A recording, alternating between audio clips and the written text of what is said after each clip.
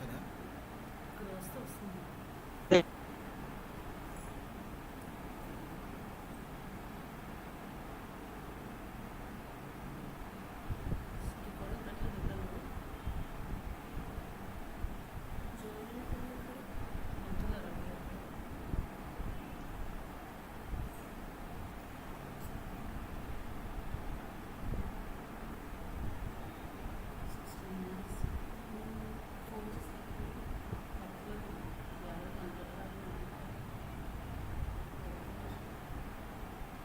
నేను YouTube link ఏం పెట్టలేదు కదా మేడం.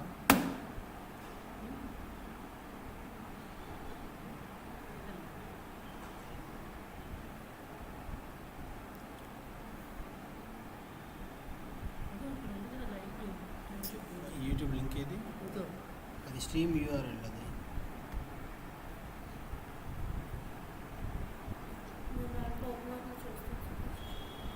మీ దగ్గర యూట్యూబ్ లింక్ ఉందండి నేనండి.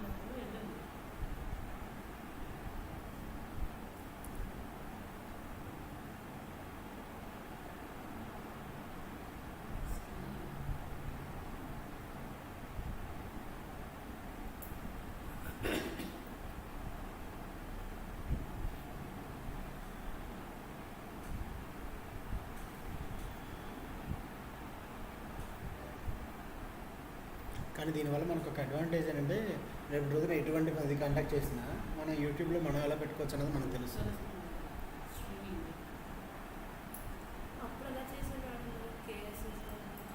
అది వాళ్ళు వచ్చారు, అయిపోయింది మ్యాక్సిమం చేస్తాను. ఇప్పుడు స్ట్రీమ్ స్టార్టర్ కార్డ్ కొడితే అయిపోద్ది. లింక్ కోసం నేను చూస్తున్నాను. ఓబిఎస్ ఇన్స్టాలేషన్ చేశాను కదా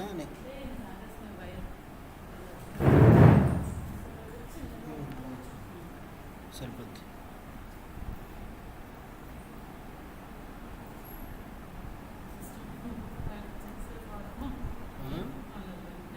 ఏం మేడం?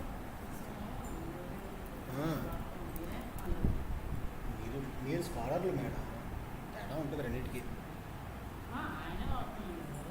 అలాగే అంటారు.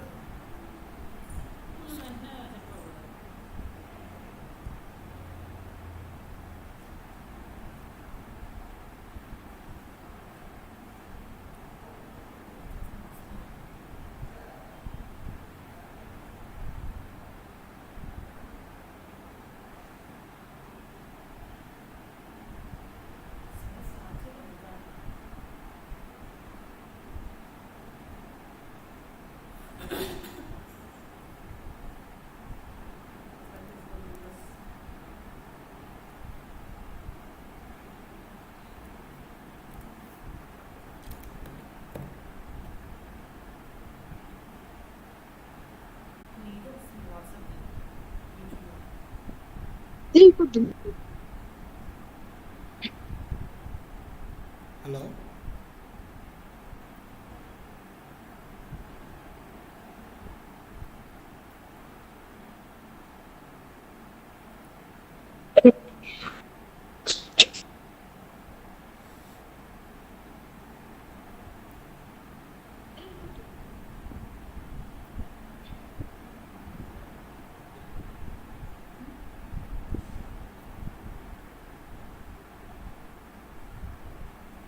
స్ట్రీమింగ్ అవుతుంది madam already.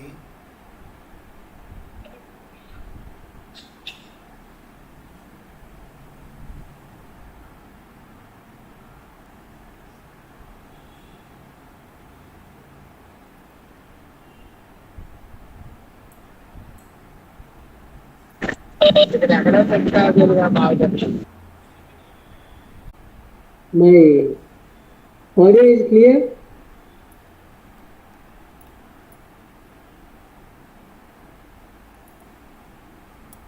Please anyone respond?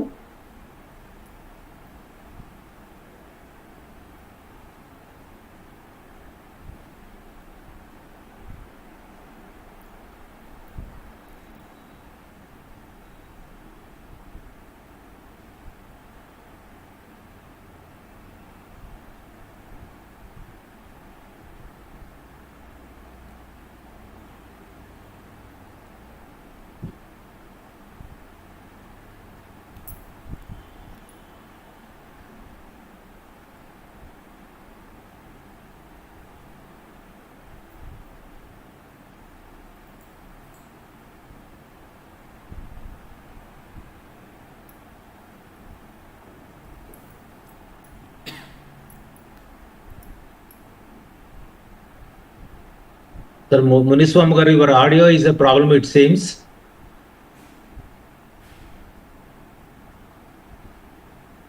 Yes, sir, I muted. Yes. I'm giving a co-host to one more system. That's right. Yeah. So, Right. now it's okay, sir. My voice is clear, sir. Yes, now it is okay. Yeah. So you are presenting or you are sharing your slides, right, sir? Very sir. Okay. So, good evening to one and all. Today we have with us Professor R. Venkateswaralu, Adjunct Professor, School of International Business, Andhra University, Visakhapatnam. So Professor Venkateswaralu is currently working as Adjunct Professor at Andhra University School of International Business. He is teaching in the MBA integrated program along with the faculty of IIM Visakhapatnam. So he worked as Associate Dean at the Geetham School of International Business, Visakhapatnam. Previously served as in the same university as Assistant Director for 6 years, as PG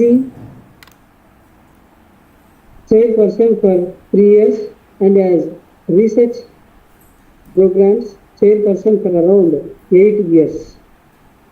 He also served as member for Academic Council at Geetham University.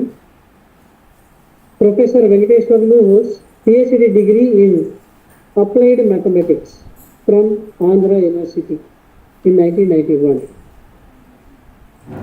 He also did CSIR postdoctoral research program in 1992 to 95. He successfully completed a 4-month faculty development program from Indian Institute of Management, Ahmedabad. Professor Venkateswaralu had more than 30 years of teaching, research, and academic administration in various capacities like assistant professor, associate professor, and professor in Geetham School of International Business. He published nearly or more than 95 research papers. He published in reputed national and international journals. He guided several MPhils and PhD students, and also he completed research projects. Professor Venkateswaralu has organized a series of workshops on research methods at Geetham University. He also designed and organized several social projects. So Professor Venkateswaralu had associated with several academic institutions as an examiner for PhD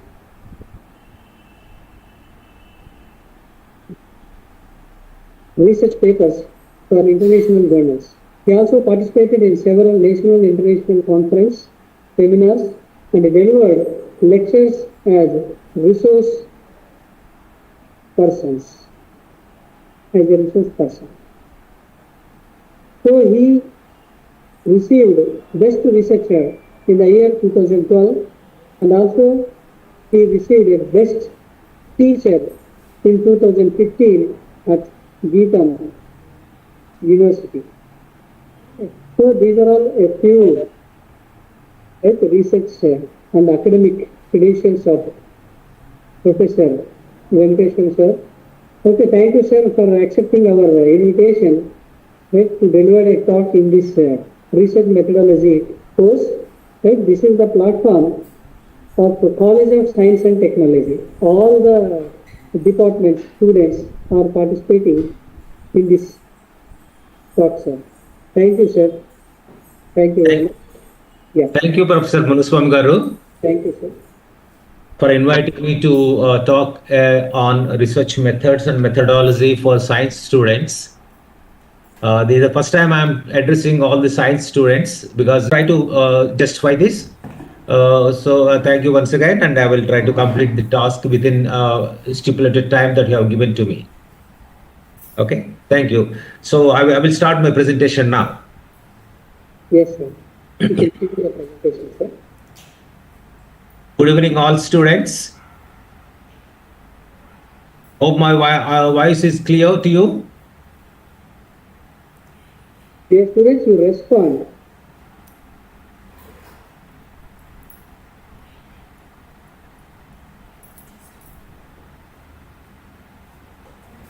I hope they have a clear voice, clarity in my voice from it seems, Yes, as there is no response from them, it seems. Okay. So now I will continue my presentation here. So I'm trying to share my PowerPoint presentation. So the topic that given to me is research problem, the objectives, research objectives, and probably to some extent, if there is any possibility, of course, there is a connection between research problems and research designing also. Let me focus on the first two aspects, the research problems and the research objectives in this case. Okay.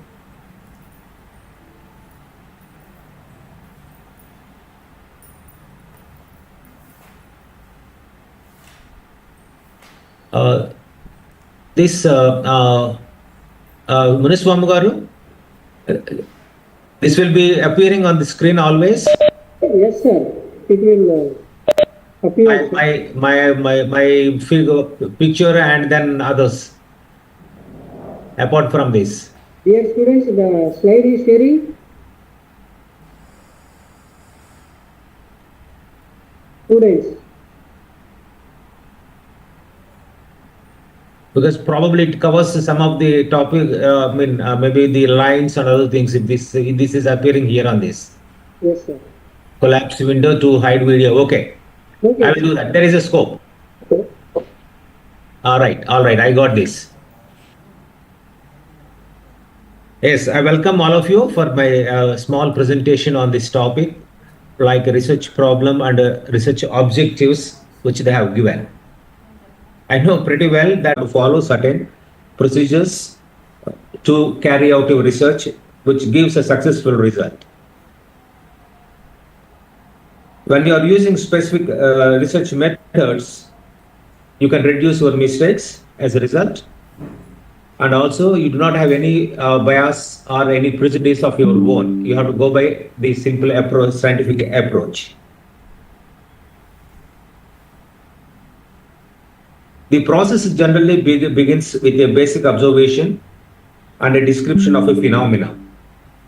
Normally, whenever you are trying to work out on a particular project, you are having some kind of observations or some kind of description about the phenomena. Of course, maybe I will give one example also right now. We will start working on this. Okay, my presentation mostly on the examples or the case studies that I am going to discuss with you. So the observation normally when you are having that leads researchers to have some questions about why certain phenomena occur. Then automatically researchers then put forth a hypothesis or an assumption, or you may also call it as a prediction, of what will happen or what the outcome of certain phenomena will be. So then researchers then conduct specific type of experiments to prove or disprove the predictions or estimations. So now I am giving one case for you.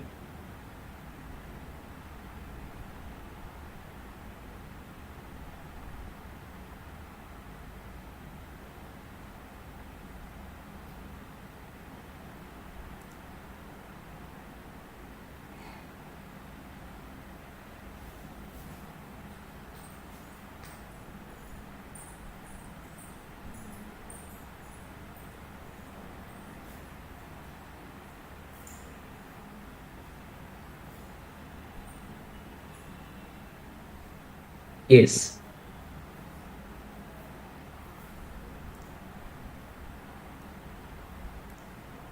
I have some, first time I am offering this Cisco platform, therefore I have some bit confusion. Let me see that. So before going to my case studies, let me quote some important quotations by Albert Einstein. You know pretty well about this noble person. Now he has given a lot of information that is. Okay, the questions that he has posed is this. If we know what we are doing, it would not be called a research. Normally, whenever you are doing anything which is known, then it is not a research. Unknown things you are supposed to work out. Then automatically it comes under a research topic or something new.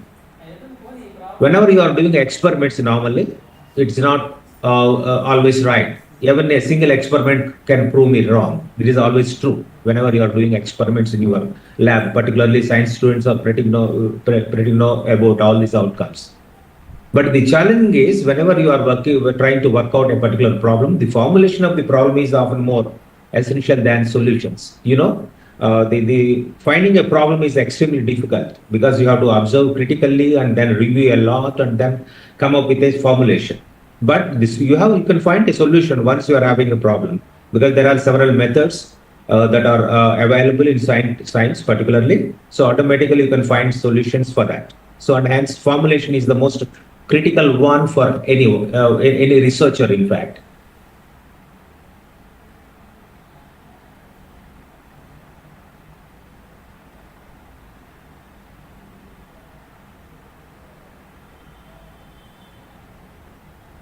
Right. Now my question is, let us see a case. I hope you have seen this experiment in your earlier studies. We have a piece of paper and pen, all of you. Let us note down this case one, simple pendulum experiment. And I suggest that all of you, whatever the things that you have done at +2 level, you just note down what are the points that you have done or what are the steps you have followed and what are the objectives of this experiment. Take 2 minutes time, all of you. Just note down all these observations that you have done, all the procedures that you have followed.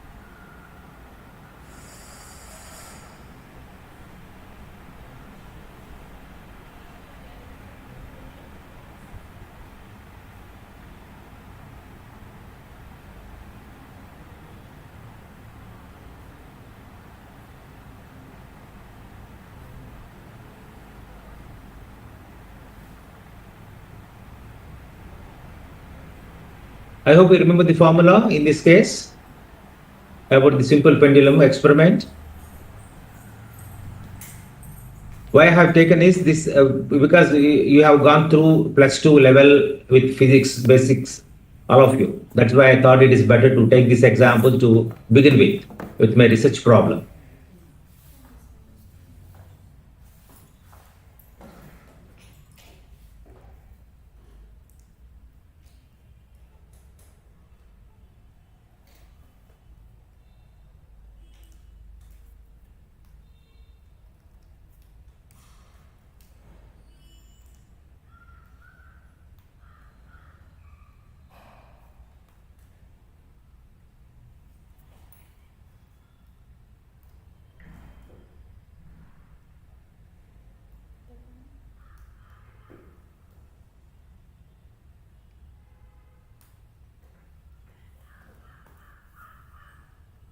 Yes, did you observe anything in this particular formula and your experiment, apart from calculating the value of your G? Just note down your points and see my analysis. If it coincides, yes, definitely you are in the right path.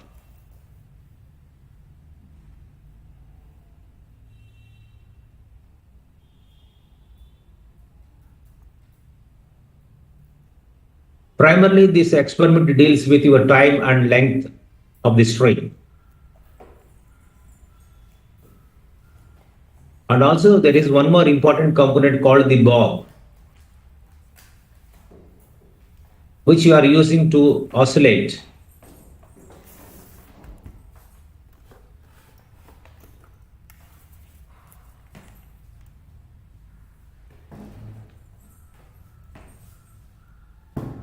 Right? So, did you notice anything other than this? Any relation between, would like to see between the relation of time and L, length of the string, or time? So now the question is, your problem in this case is, whenever you are having, instead of calculating your G or something else, now the question is, you need to set up an hypothesis. Okay, so whether the hypothesis normally be in terms of whether the period of the simple pendulum is independent of the mass of the bob. Did you notice anything about that?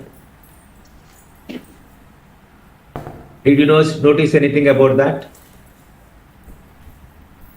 That is one point that I would like to stress it. That means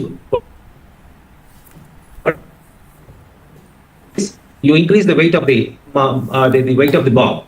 Okay, so initially take one weight and then observe the period of the simple pendulum, and then later on you take another bob which has a different weight, and observe the simple pendulum oscillations and the time. Then is there any difference between these two or not? You want to observe that, whether it is dependent or not. So when you are setting in hypothesis in this case, hypothesis is nothing but an observation or a statement that you are observing from your experiment. Okay, so now you want to observe that whether this accepts or not accepting the statement saying that the period of simple pendulum is independent of the mass of the bob. Since the formula is this, your formula is your time equals to the constant times 2 square root of L by G. So it does not have any connection with your mass of the bob or weight of the bob. So hence you want to test it whether it is true or not. In that case, you keep L as constant and then start working on this. L means the strength of the length of the string remains same, and will increase the weight of the bob, and observe the period of the simple pendulums, and note down on a piece of paper and see that whether there is any connection between these two or not. In the sense, you are having two variables here. The two variables are, one is the period of simple pendulum, the time that you are observing, and okay. So therefore, there are two connections. You are trying to establish a relation between two variables. When you are trying to establish a relation between the two variables, you need to test it. Okay. When you are testing that, you need to follow certain procedures. So you need to identify the problem first of all from the experiment or observations, and then come up with a kind of scheme or design to get the results.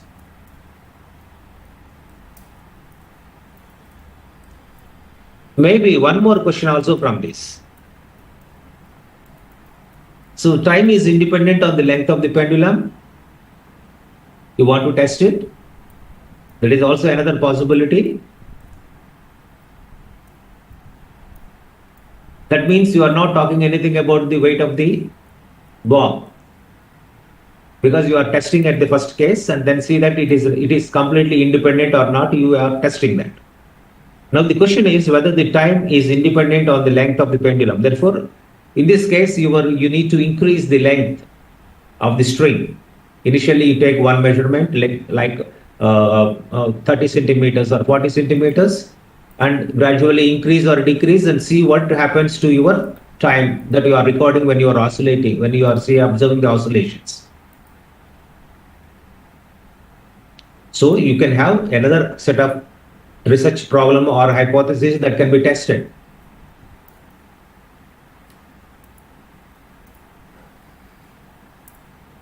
Do you have anything in mind other than this? When it is oscillating, you have something like called the angle. So the time depends on the amplitude. Whether you are having a large swing or small swing. Therefore, the time records depends on this or not you want to test it. That can also be possible.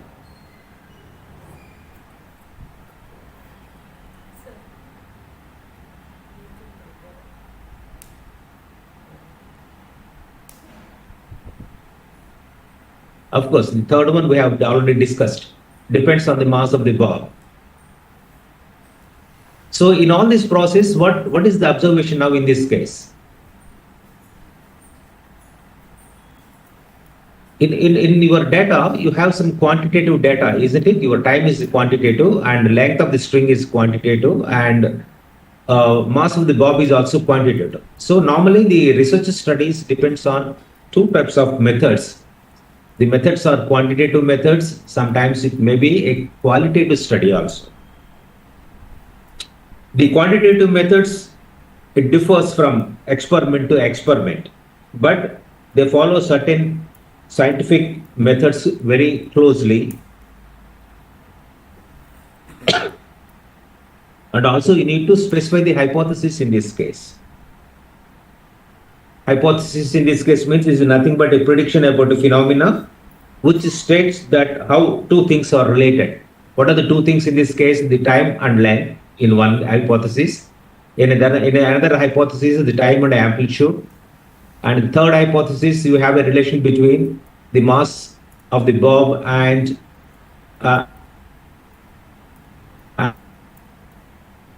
therefore you are trying to connect these two variables, okay? Case 1, case 2, case 3, or situation 1, situation 2 and 3. So these, in this case, automatically we call these variables as dependent variable and independent variable. So when we are looking at experiments, look at the relationship between these variables with the goal of discovering what the cause of the phenomena is. So whether the length has any impact on time, whether the amplitude has impact on time, cause and effect relationship you are trying to establish. So in such cases, you are trying to use your quantitative methods. All right. So how many of you have noticed this type of observations while doing your experiments? Whether your teacher has given any instruction or not, or you have done anything of your choice, of your interest, any observations?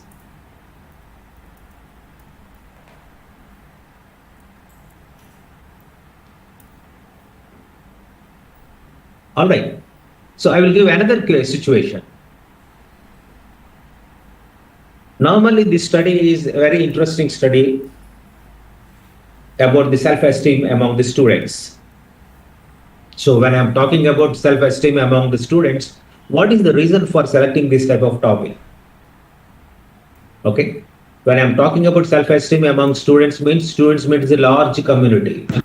Students are in India, or students are across the globe, or you are looking at students in Andhra Pradesh, or you are looking at the students at Andhra University. I mean, I'm coming down gradually to a specific point in time. Okay. Are you looking at the study of self-esteem among the students in a particular department or particular school? So now the title, how to frame the title or how to come up with a problem statement depends on your observations and your designing of the study. So now when you are talking about self-esteem among the students, there are several studies already. Recently I have seen several observations. The overview is like this.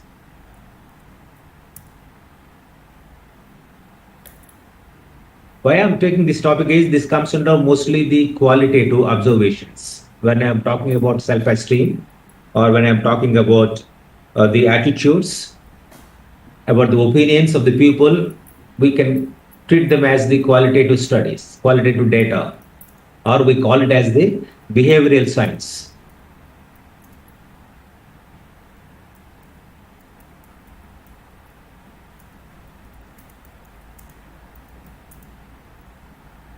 So definitely this topic is very, very interesting topic. In fact, it has a lot of impact on youth, in fact. Okay. So when I'm talking about simply self-esteem, but how to say that a positive self-esteem or a negative self-esteem?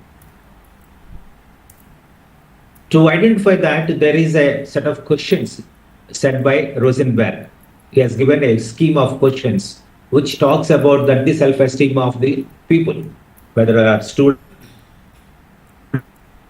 Now, according to the questionnaire, if you can come up with this answers, then automatically that will give the score. The score will be on higher side or lower side. That automatically talks about that the student has a positive attitude or a negative attitude about that. So when there is a positive attitude, of course, it is absolutely acceptable. Okay, but it is over positive or over confidence also leads to different things. Okay, but if it is a negative, automatically people they are having some kind of depressions, and that depressions leads to certain other things, and hence this type of studies are very interesting studies and are useful. Then what is the statement or what is the research problem in this case? If I am leaving the statement just like that, self-esteem among students, it's completely vague. Okay. So now my interest is I try to find out what are the factors or what are the determinants, okay, that affect the self-esteem among the students. What are the factors, or you can also call them as determinants, okay, to impact your self-esteem among the students. Right. When I'm talking about that is another statement, it looks like slightly better than the self-esteem among students. Then how to frame a research problem and statement, that is also important now. Okay. So now when you're taking care about this self-esteem among students, normally you have to go back and observe.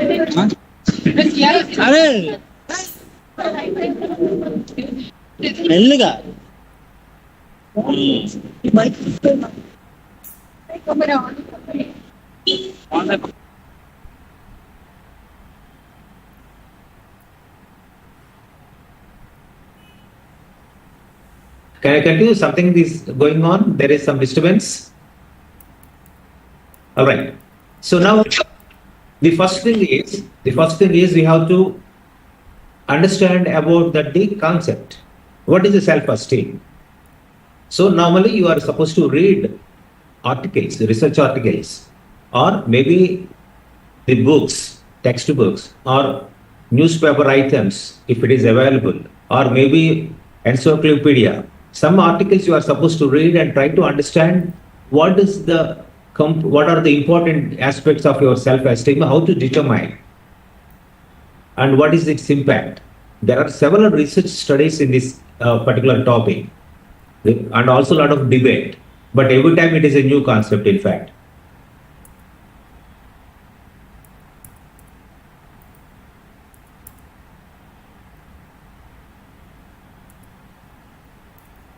So therefore, the self-esteem is affected by different factors like the environment in which you are living. Sometimes your teachers also play a role. Your peer group means your friends. Sometimes the curriculum also put a lot of pressure on the students sometimes. That has an impact. The academic performance, like your CGPA and percentage of marks. Okay. Because these are the researchers, they have identified earlier studies. Okay. And demographic factors, these are nothing but your gender. Males and females who are having same kind of self-esteem issues or anything different. The parental background also is an important component.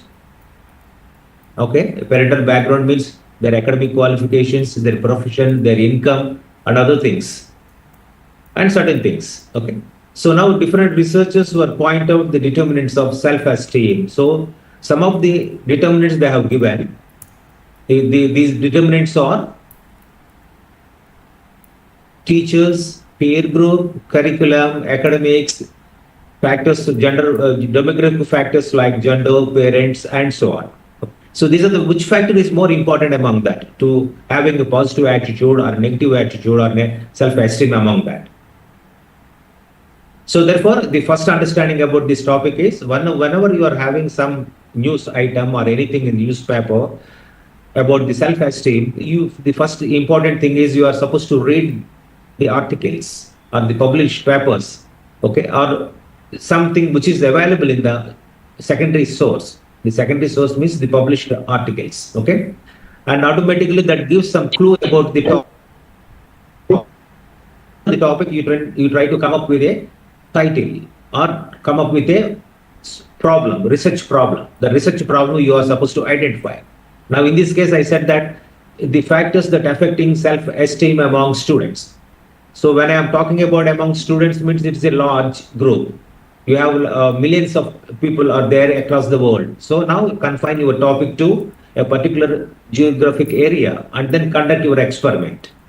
While conducting experiment, you are supposed to follow certain things. Therefore, your title also gives some, or the research topic title also gives some clear idea about your findings, where you are doing, and what is the methodology you are following, and what kind of unit that you are using. Everything you are supposed to follow. Of course, in my further presentation, you will get all the theoretical concept. Now I am giving only the background, how to identify the research problems and other things. But the mechanism is you are having some theoretical concepts. If you follow this theoretical concept, you can end up with a good report or good project works. Okay. This is about the second case. Okay. And now the third, there is a small error. This is case number 3. Credit problems of small businesses. The first one is of your science group students completely. The second one is for general, like the human beings. The third one is completely for business operations.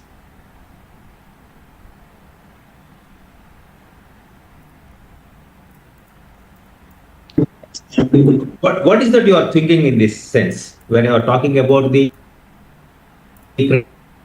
small businesses?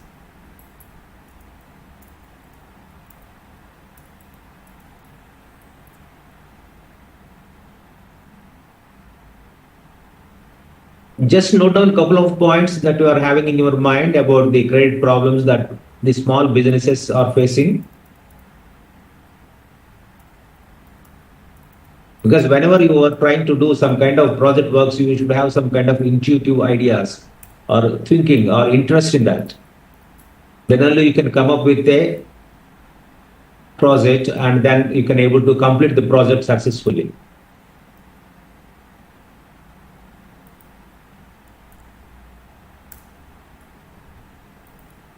Why this problem is more important? Whenever we are looking at the article in newspapers, like the small business houses are facing a lot of credit problems, then probably this creates some kind of interest among people who are interested in that area, isn't it? So automatically you are supposed to collect the information about this topic, like credit problems of small businesses in India or in Visakhapatnam or in Andhra Pradesh or a specific area. You don't expect every business house has a problem, small business house has a problem across the globe. Probably it may be in our area, these people are facing some problems of this type. And hence, you can have a look at the newspapers sometimes and found this article. Then what do I do? What are the interesting things that can be done from this? What are the problems that they are facing? Is it really true or not? Or do you want to test it? Okay, so now the overview is like this.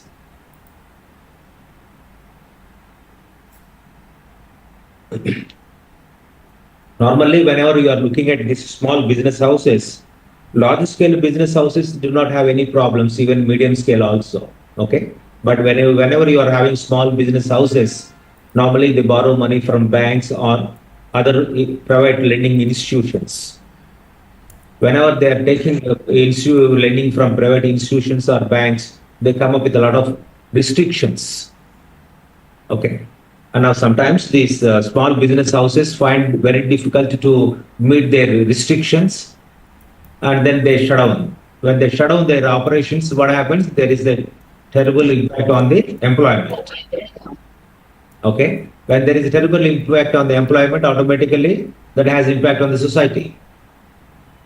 So that's why it is essential to have some understanding or some solution to this type of problems.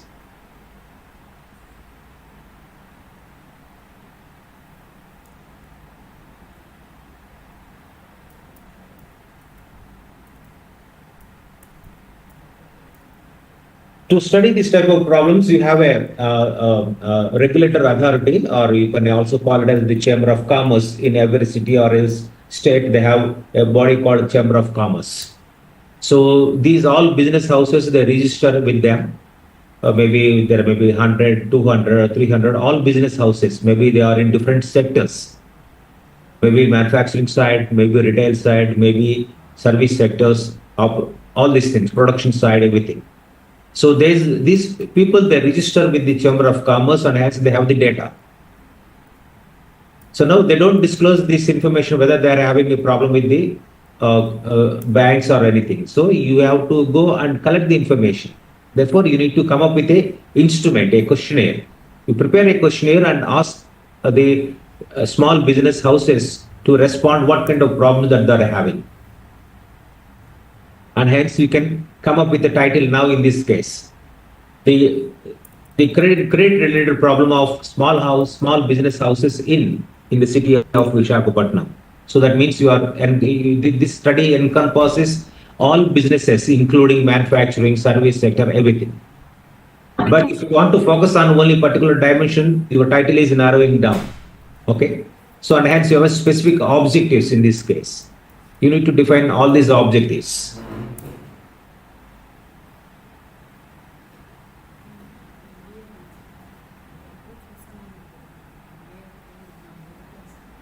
That means whenever you are trying to find out some kind of research problem, you require a thorough understanding of this. And you read newspapers, articles, and then you observe critically and come up with a solution with that problem. Okay. So now with this background of 3 case studies of different issues, now I am coming up with the general presentation of my research methodology, how to go about that. Okay, there are certain rules and regulations, one has to follow that. So the research problem is the first and foremost stage in the research process. You have a research process normally. I think you might have gone through this concept yesterday. The research process. This research process has certain steps. Maybe you are having 7 or 10 depending on the instructor. Normally, people are giving 7 steps in the research process. The first one is you are supposed to identify the research problem, that is, and then the review of literature followed by. Okay, so therefore, this is the crucial one. Any researcher, a researcher should first identify a problem and formulate it so as to make it amenable and susceptible for research. Suppose ambitiously, if you take a research problem which is not able to complete, and hence it is difficult for you. Okay, this is connected with a lot of many other things like finance. If you are unable to complete that one, you are exhausting your resources also in that case. So in general, a research problem refers to an unanswered question that a researcher might encounter in the context of either a theoretical or a practical situation, which he or she would like to answer to or find a solution to. If you look at the 3 case studies which I have given, from that you can see that you can have some questions in your mind. So these questions you are supposed to answer it. Okay, and to answer these questions, you have certain statement of a research problem, and use that for the research problem to address that. You have come up with a scheme. What is the solution? How to find it? So to come up with this, proper title for your problem, research problem, you have to follow certain things. Okay. Normally, the professional researchers could easily identify a research problem because they have a lot of experience. If you look at senior professors of your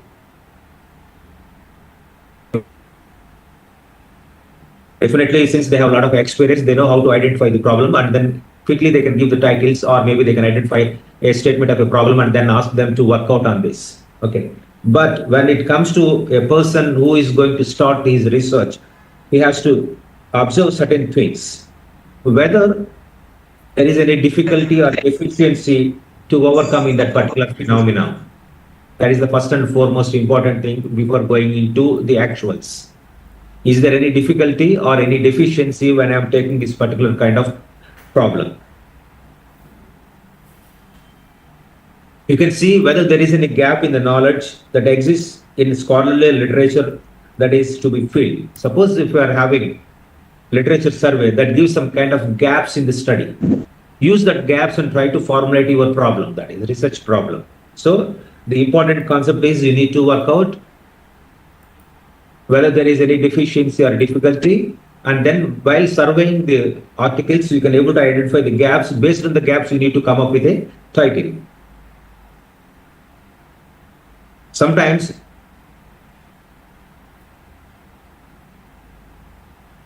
you need to understand the theory also properly. Then only you can come up with a solution. But when you are trying to find out these particular kind of problems and actions,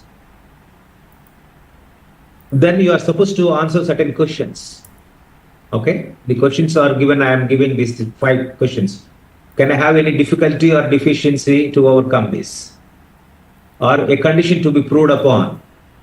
The condition that I have given earlier in the simple pendulum cases, is there any relation between these two? Can be proved. And now, if you have any gap in this society, in the body of knowledge, in this literature articles, what is that? In the self-esteem, if you can go through the research articles, probably you can find some gaps to identify the determinants. They have given some determinants. Other than those determinants, if you can able to find something new, and then based on that, you need to work out. That adds a body of knowledge or views held in the different regions that requires validation or confirmation for local application. Professional researchers could easily recognize suitable problems to study.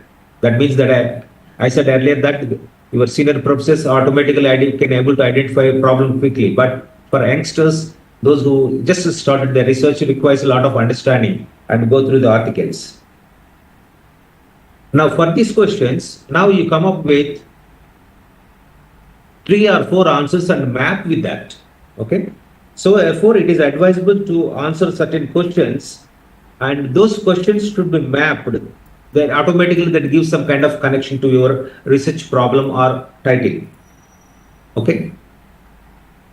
So the questions are, what subjects covered in my field of study interest?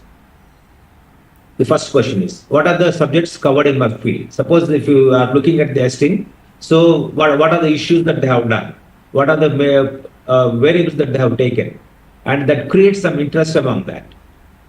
Which class or classes have been the most interesting, and what specifically made them interesting, and what are the questions did I still have after the class finished? So even after this, you can have some questions in your mind. So can I able to answer those questions? So what questions or problems am I interested in exploring or solving? Can I able to solve or explore anything new other than this? That also have in your mind. What are the other topics or areas or fields am I interested in my outside of my major or minor subjects? These questions, if you can have in your mind and try to see the answers, 1 or 2 or 3 or 4 answers for this, and automatically you can able to connect them with this. You can able to try to map with this. When you are trying to mapping all these things, you can come up with 3 kinds of observations. The first one is you can broaden and deepen your understanding about the research area. And second thing is you can have a list of possible topics to study based on the research here. Once you are having clarity, yes, definitely you have having some idea about your research topic. and also you have deeper understanding about your research, and you can able to select a best topic. Okay, and with the following with the following 11 points below that are considerations. Okay, these points are these. Can it be interesting? Can it be enthusiastically pursued? Can interest be sustained by it? So whether the topics that I am studying are very interesting, or can I able to sustain it for a long time? Is the problem solvable or not? Is the question now. You have to look at that while selecting a topic. Is it manageable in size? I said that earlier in the case of your self-esteem or credit problems. Can you do your self-esteem or credit problems in India, or only in Andhra Pradesh, or only in Visakhapatnam? That you have to choose it. When you are taking India as a whole, you have so many thousands of small scale industries are there, and addressing them or talking to them and getting their problems, understanding their problems is extremely difficult. And hence you have to manage both sides. You have to complete the work within stipulated time of maybe a month or 2 months or 3 months. And hence, is it manageable? Will it lead to other research problems? Once you are trying to understanding the problems of credit related problems, you have some other questions also that may lead to some other research problem. So is it possible for me? Is it really worthwhile doing this research project or any topic? That is also important, because when you are looking at whether the topic is useful to the society or useful for the institution, that is really good. But it is the sake of degrees or anything. Maybe it's only for the sake of for yourself. Is it worth or not? You are testing. So what is the potential for making? Is it possible for us to contribute anything to the original contribution to the knowledge, body of knowledge? Is it possible? That also you need to think about it. That comes under your basics research. If the problem is solved, will the results be reviewed well by scholarly in your area of field? When you are publishing the papers, okay, so automatically you have peer group. The peer group reviews your articles, and maybe they can refer your article if it is really worthwhile. They give citations about your articles, and hence, if the problem is solved, will the results be reviewed? Is it possible? That you cannot say, but once the topic is really good and interesting and useful to the society, definitely it will be considered by others. They review the articles and then they give their comments on this. Are you, or will you become competent to solve it? Yes. Can I able to solve the problem on my own, or can I require some other supports from other support systems? Okay. So by solving, will you have demonstrated independent skills in your discipline? Yes, definitely. When you are having that one. And last but not the least, will the necessary research prepare you in an area of demand or promise for the future? So once you are publishing papers in your area of research, so automatically you will be recognized, and you can able to continue your research further. So once you are having this type of important points to look at your preparedness for the taking up a topic, then automatically there are some factors that are considered when selecting a research topic of other than this. Okay. So now the first and second points, which concerns with your interest, obviously, and have previously been discussed. Now the third point is normally talks about that make sure that you can finish your research on time. You should make sure that your topic or selected could be solved in a reasonable period of time. The fourth point will lead to further research. Fifth point. You should also make certain that the topic is worth doing. Point number 6. Now, point number 6 talks about that your study makes original contribution to the literature. And point number 8, if the problem is solved, your study will give results that will make the attention of scholars in your field.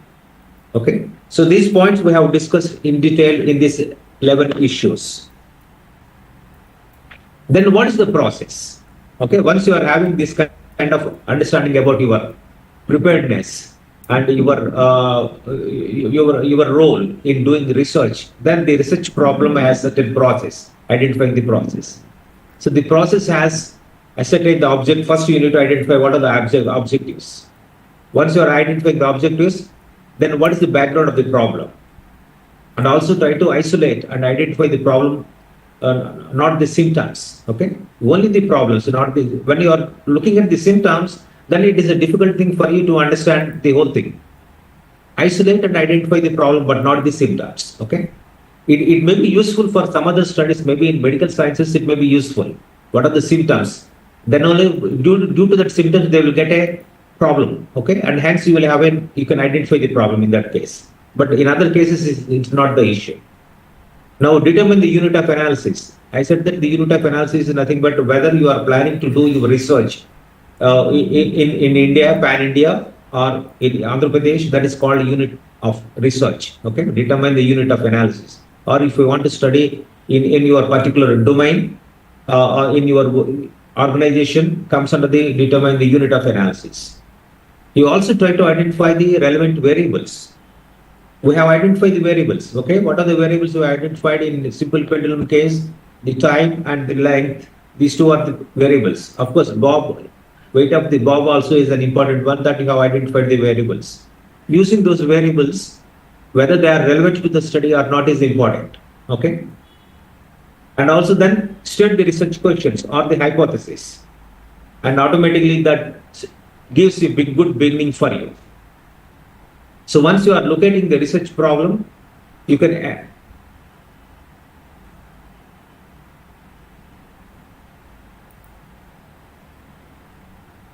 once you can locating the research problem in a research could be accomplished by asking ourselves the following questions. What are the questions? What was the issue? And what is the problem you wanted to address? So now in the clear case of the credit problems, what are the problems? What are the issues? Is there any controversy that there is? Controversies may be there always, but it is difficult to address the controversies. But the problem and issues can be addressed. Okay. So what controversy leads to a need of this study? If there is a controversy, can I able to address it or not is the issue. What was the concerning being addressed behind this study? Suppose if you are finding the problem addressed in this study, the problem means what is the actual problem, how to address it, how to identify. This can be addressed, you can locate in your research articles. Whenever you are referring any article, research articles or any papers, normally they write the problem that I have identified that they are trying to address in the introductory part. Sometimes in the review of literature also they try to write all these issues.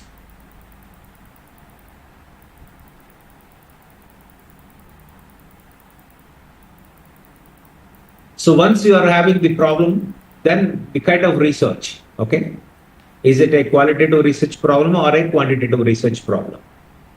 So when I said that the quantitative, it completely depends on measurable numbers, or quantitative numbers are there. You will have numbers. What is the number?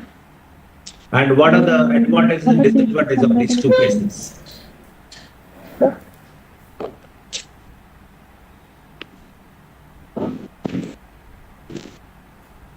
So the research problem may be either quantitative or qualitative. Suppose if it is quantitative, then what are the issues or what is the advantage of this? Okay, the quantitative problems,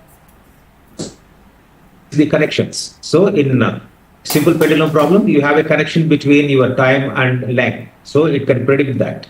Okay, and it can talks about that the connections or relations and compares the variables also. Okay.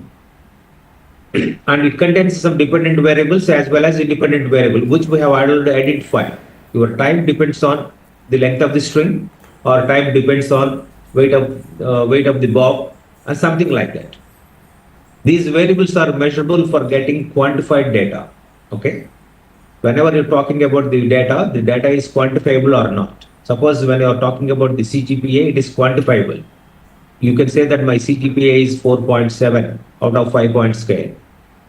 If you are if you are doing a study on the temperature, recording the temperature for the last 1 month, yes, temperature is recorded, it is measurable, it is quantifiable data.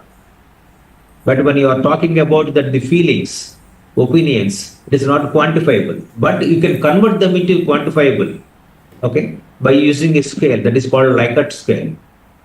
Some other things are there, okay, which you are going to come across later on. So therefore it is a quantifiable data and the variables can be measured in that case.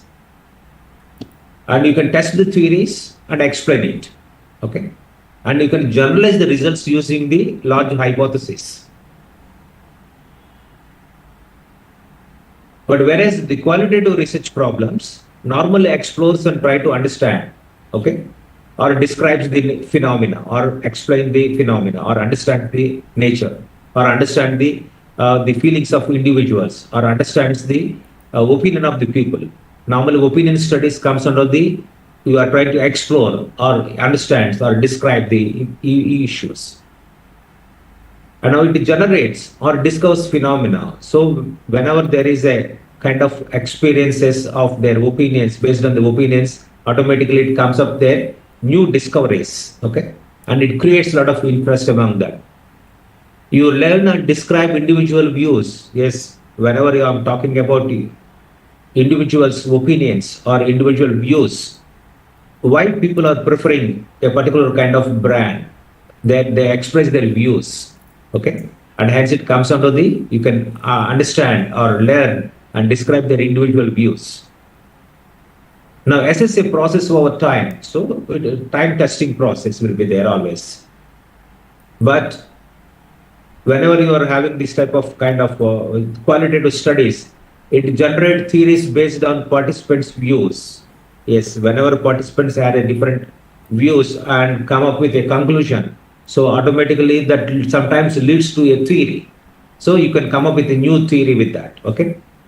And the results may not be generalized because the opinion of the individuals or people, it differs from time to time, okay, and hence you cannot generalize this. Whereas in case of quantitative data, you can generalize this.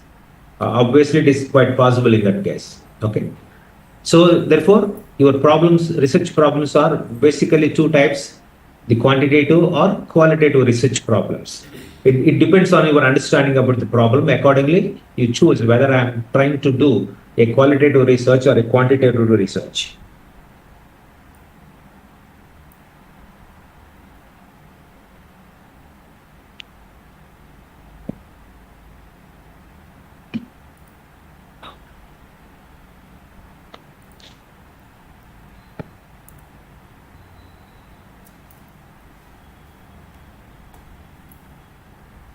So once you are selecting the research problem, whether it is qualitative or quantitative, by following certain procedures in your mind and try to map it, and then you can come up with the statement of the problem, which we have already discussed, how to define the problem statement. When you are generalizing this, a broad statement, that may not be possible to achieve, okay? Therefore, time frame is also required. The finance also required for your research. Keeping in view of all these things, you can come up with a problem statement. So the research problem statement, normally it can be written in one or more concise paragraphs. A problem statement usually includes 5 aspects, okay? One is the actual problem. So when you are looking at the credit problems of small businesses, yes, you try to consist of that.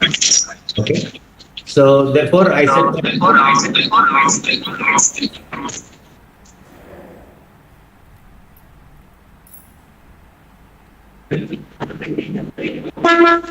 So your title should come up with actual research.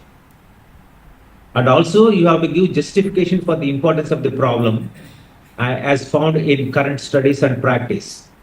Okay, so therefore, whenever you are giving the problem statement, you also need to give justification why I am taking this particular problem, and what is the importance, and how it contributes to the body of knowledge or current studies, and how it is useful to the society. You also explain the gaps in the literature. That's why I have taken up this particular problem. Okay. And you also supposed to mention the methods. What type of methods that you are following? Okay. The methods are, it may be statistical methods or mathematical methods. Okay. Whenever you are doing some kind of survey-based one, you require some statistical methods. But in science students, mostly they do experiments in labs. We have certain rules and regulations. And okay, but whereas in field survey projects, you have a different kinds of observations from time to time, from place to place. You have a difference. Okay, so the methods. That means you look at the time frame. Accordingly, you can choose the methods. You look at the participants, whether I am getting a proper response or not from the participants. You look at the locations and the trend. Okay, all these points are important. The organization or the individuals that will benefit from a better understanding or solution to the problem. So now, whether you are doing this particular study, is it useful to the organization or it is useful to an individual? Okay, and all trying to understand the problems in the society. This kind of things you are supposed to explain in your research problem. So once you are having a research problem, then you have questions. Okay. Now, research questions are questions derived from the purpose that a researcher is trying to answer in a study. A research question should be as specific as possible. If the purpose is quite complex, the researcher can make 2 or more research questions to cover it. So you can come up with a couple of research questions or objectives and then try to address that. If you feel that the problem is too complex, okay? That way you can able to come up with your research questions and hypotheses. But when it comes to these particular issues of the statement of the problem, somewhere you mentioned about that the methods. Okay, this is nothing but a part of your research design. This is nothing but a part of your research design. So research design that automatically talks about the specific plan of action. Okay, so it is a master, you can also call it as a master plan that specifies the methods and procedures for collecting and analyzing the needed information. So that is important for you whenever you are trying to do research problems and try to address it. It is connected with research design. Then only you can able to apply a specific method or procedures for collecting the data, or you are supposed to analyze the data that is required for your study. So Sanders this defined research design as a plan aimed at answering a specific research question. Okay, so for every research problem you are having a separate design. So the research questions differ from faculty to faculty or topic to topic. So accordingly, you do not have a standardized research design. According to your problem or according to your research question, you are supposed to come up with your research design. And it is a specific for your question. Okay. And same thing may not be applicable to other areas of research, other topics of research. It concerns proper research data management and bringing together several components, strategies, and methods to collect the data and analyze it. But another author said that designing the research may fail to account for flexibility and the duration of the research. Sometimes, even though you are having the research design, if it is not properly framed, probably you do not have a lot of, if you have a lot of flexibility and the time taking is issues are more, so automatically there is a failure in your research work. And hence it is also important for you to understand about the research component or research design component in your problems.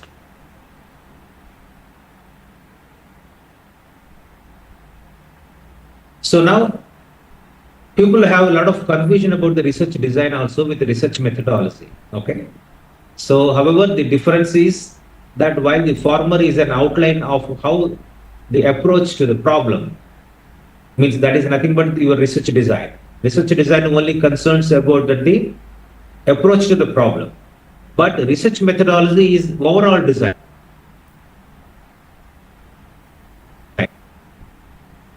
States how to implement the design. Both are crucial in building a thesis statement or research problems. Research design is the conceptual structure within which research is conducted.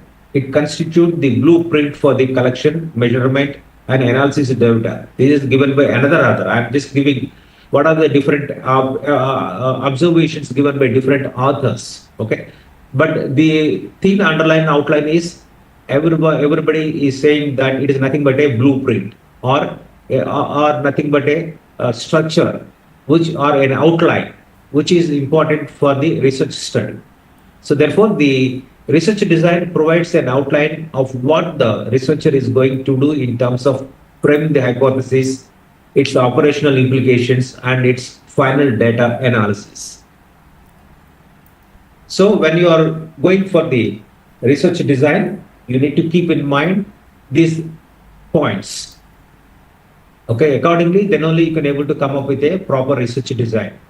First of all, nature of the study. Okay. And the purpose of the study. What is the purpose? Purpose indicating that your objectives in that case. The location where the study would be conducted. So this is also important. Are you conducting your study in a specific area, or in an industry, or in a lab, or something else? And what kind of data is required? The nature of data. A qualitative data or a quantitative data, accordingly you come up with that. From where the data required, from where the required data can be collected. What time period of the study would cover? So therefore, my blueprint also requires the time frame. Can I complete the work in 2 months time down, 2 months down the line, or 3 months or 4 months? Normally, if you can see that the pattern CPM, now people are talking about that project evaluation review technique or critical path methods. Mostly mathematics students, they come up with that. So they have a specific time period to complete each and every activity of the project. Okay. So that is also important for you. So therefore the time period, sometimes what happened, if it exceeds the time, so you never able to complete the project because of various situations that are prevailing at that point of time. Therefore time period is most important. You can also see that it is not possible to crash the activities. Okay, that has a lot of impact on your project work. The type of sample design that would be used. So when you are trying to address this, collecting the data may be collected not from the direct population. You take only a portion of that. That's why you take a sample design. So sample design has a lot of issues in that. Are you going for a random sample or a non-random sample? When you are going for random samples, there are different types in this case. Am I following random sample? Then which random sample is more suitable for my study? Is it a simple random sample, or a stratified random sample, or a clustered random sample, or a systematic random sample is required? Each method has its own application and importance. Okay, depending on the nature of the study, you have to use one of the methods and then apply, collecting the data. But in some studies, particularly in terms of the medicine or anything, so they have a case studies. They use the case study methods and then collect the data, and they address the cases. Okay, each case is individual, each case is unique in terms of their issues, and hence it can be addressed. Okay, so the sample data collection is important. Sampling design. You may also follow non-random samples. You call it as convenient samples, judgmental samples. Sometimes you may go for group discussions, okay, focus group discussions, and collect the data. The techniques of data collection that would be used. So what are the techniques you are using? Are you using a sampling technique? Are you using a questionnaire method? Are you collecting the data on a primary source or a secondary source? Then you apply your methods. All these you need to mention all these concepts, okay? Your research design highlights decisions which include this. When I'm talking about techniques of the data collection, am I going with a questionnaire, or am I going with something else experimental, or am I going with some kind of something other than that, or focus groups or something else? Accordingly, you bring in the methods and then analyze the data. the manner in which the report would be prepared. So finally, how the report is going to be prepared and what is the time frame for the report. And the report has some specific guidelines for that. Are you following the specific guidelines or not is the issue in this case.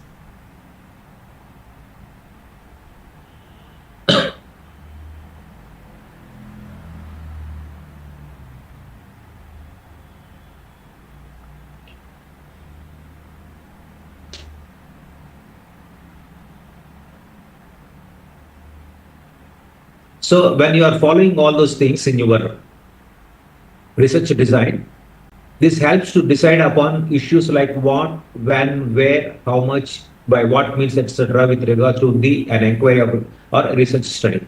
So why I am doing the research, and what kind of variables that I am using, where to conduct. So how much data that I am going to collect. So what is the importance of this? All these things you can able to understand that.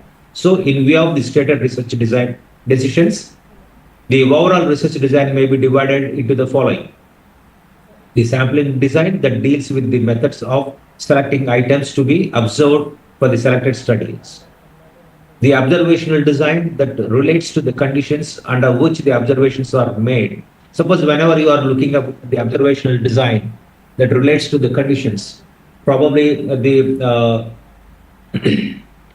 randomized blocks, or whenever you are doing experiments in particularly medicine or pharmacy, so you have control groups, use that concepts and then work out.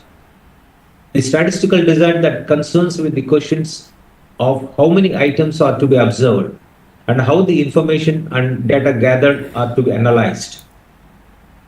The operational design that deals with the techniques by which the procedure is specified in the sampling, statistical and observational designs.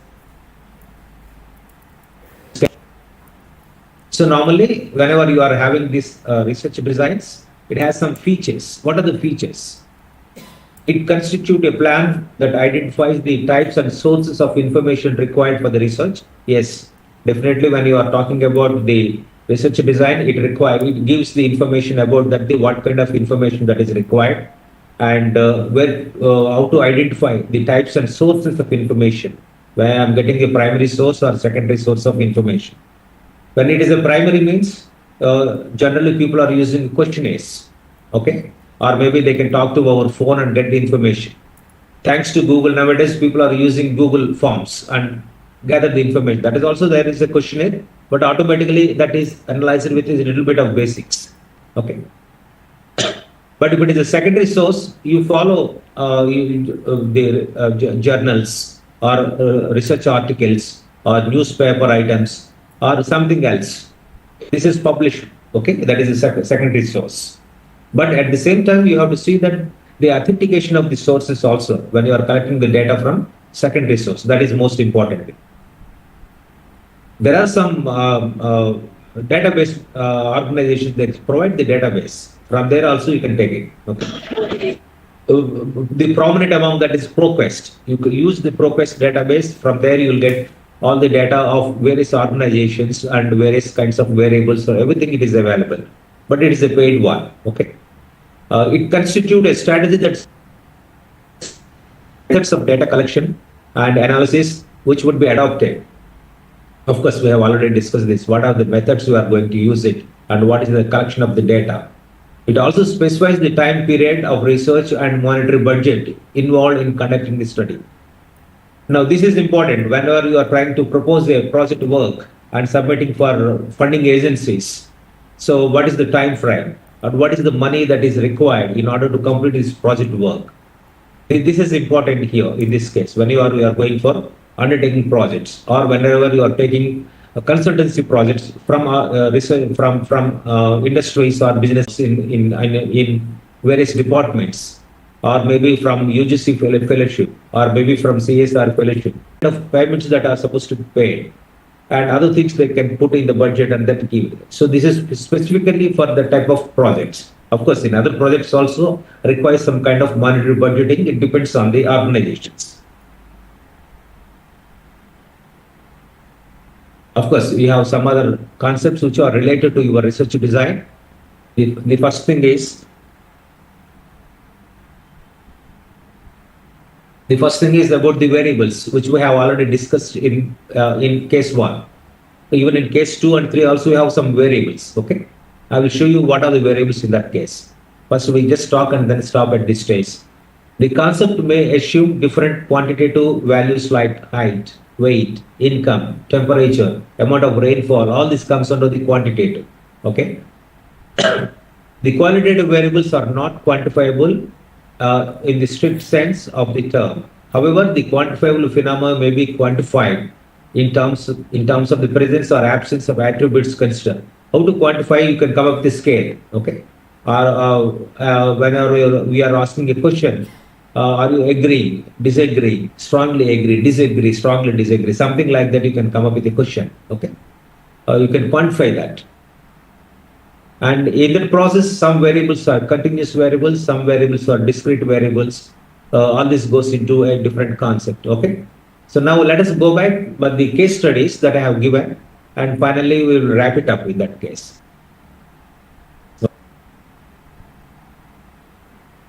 I am going to share the complete case study.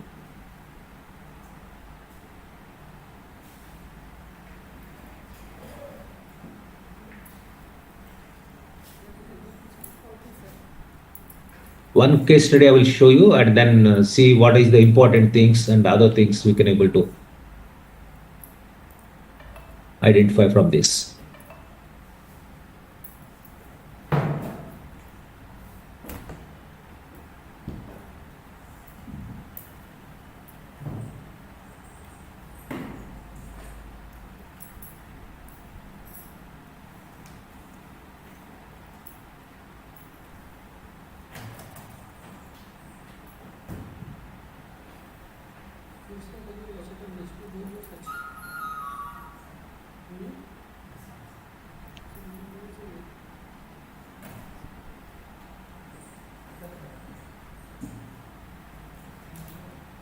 So I'm sharing a new file.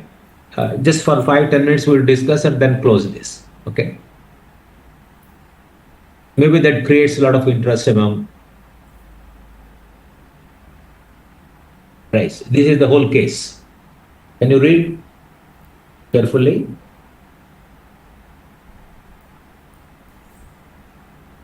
So I just leave this statement like this: credit problems of small businesses. Now, if I am focusing on in Visakhapatnam, now you can change the title, okay?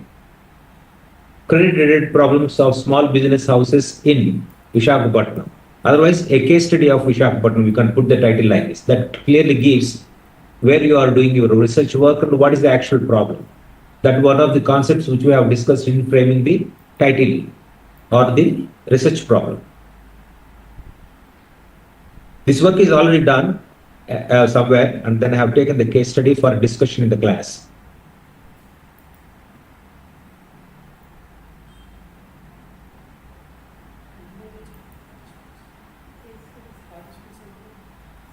So the first 2 paragraphs is in general introduction or overview. Now let us see the variables that they have discussed are more relevant or not, okay? Or if there is anything we can add also. That gives a new dimensions of the study, okay? That is quite possible. This is the existing study, someone has done that in a particular city, okay? So the following variables have considered for study. One is called the variable size.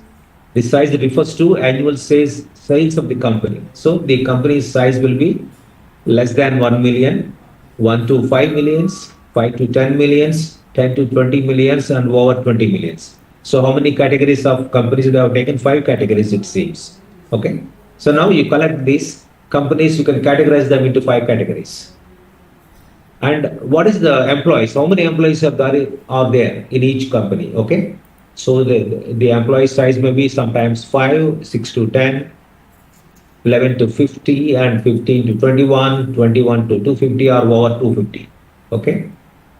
Or anything more than 1,000 comes under the large scale. Of course, it depends on the definition. Okay. But according to this particular case, so he has seen this type of observations in this particular locality. The nature refers to the nature of business, whether they are in manufacturing sector, whether they are in retail sector, whether they are in service sector, whether they are in real estate sector, or some other sectors.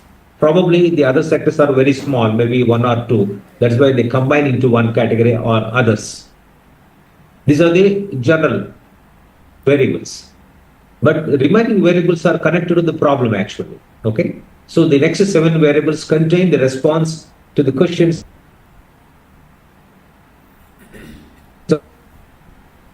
experiencing credit related problems. Okay. So the people, they have to give answer yes or no. And understand, the another variable is understand. The bank understands my problem. Whenever you are going and talking to the bank people, they are listening to my, and they are listening and understands my problem. Yes or no. Sometimes they don't listen properly. Okay. So because these people are very small business houses, so normally bank people look at only the high-fi people always. Sometimes. Okay. It's not true always. It depends on the situations. Call. The bank is planning to recall my loan. So 7 questions are defined. If you feel something is needed in this study, add 1 more variable or 2 more variables and conduct a study. Okay, so that gives you new dimensions about that, the whole complete picture.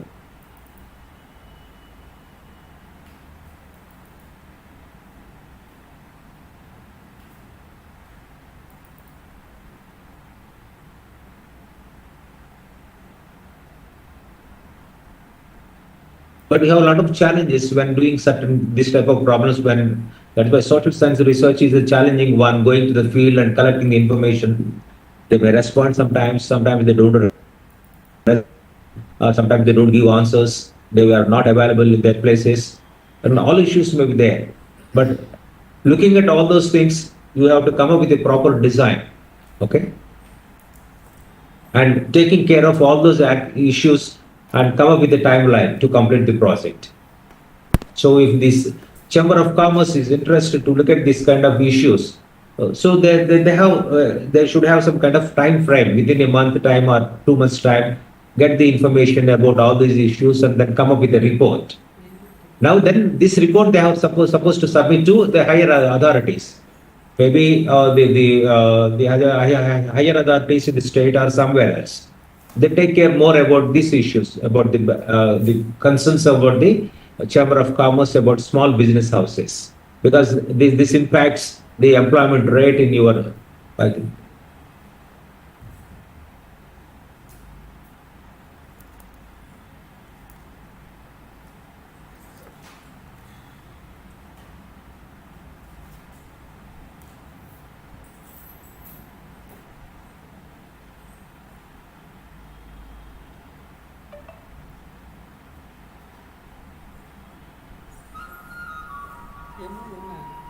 Button నొక్కాను, అది ఏదో అయినట్టు ఏదో నొక్కాను నేను.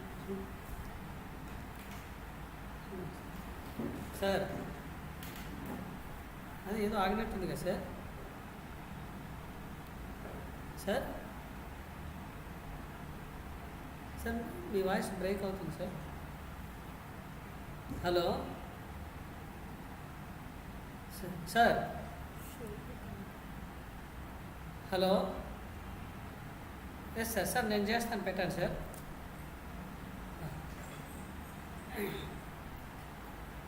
ఏం cut అయింది, ఏం కాలేదు కదా. వచ్చింది సిగ్నల్ రాదా, ఇప్పుడు ఆన్ చేయి.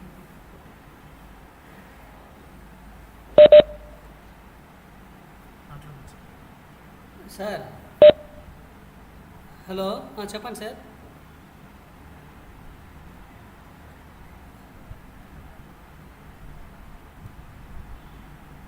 Okay okay sir, okay right sir, I will close it sir. అవునా, okay sir. Yeah just no I seen sir last time. Okay sir, okay okay okay sir, definitely. Okay sir, right right right right. Okay dear students, today's session is closed, right? So our today's speaker laptop charger is completed, exhausted. That's why his system is turned off. Okay. So regarding this, any queries, right? In the next session also you may ask. Okay. So any issues regarding the joining of Cisco WebEx?